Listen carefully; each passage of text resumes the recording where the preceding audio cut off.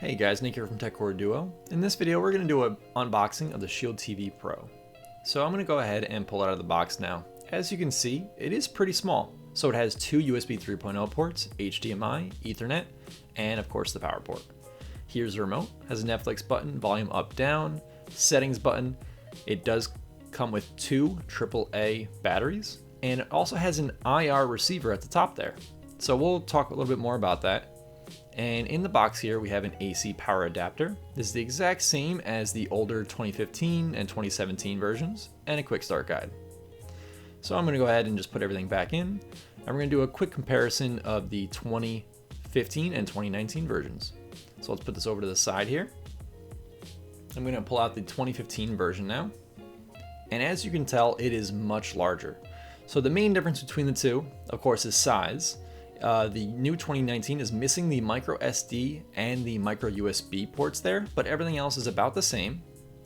The 2019 version has the Tegra X1 Plus processor, which is a 16 nanometer versus the X1 processor, which is a 20 nanometer. So it just helps with consumption and thermals, essentially. There's not really much performance benefit to it, but as you can see here, it is much smaller. The power button there is not essentially a power button. We use the remote for the power button. And so here we go. The left side there is the 2015 model. It is rechargeable and has a 3.5 millimeter headphone jack.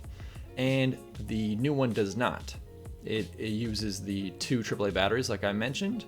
It does have a strange triangle shape to it, but it feels better in the hand than the other one. We actually enjoy using this one versus the other one. It does have the IR receiver on there, which pairs with sound systems. And we paired it with our Polk audio sound system, and it works flawlessly. So that's pretty much it. I'm gonna go ahead and just close this back up. And hopefully this video was informative for you guys. And I'd like to thank you guys for viewing.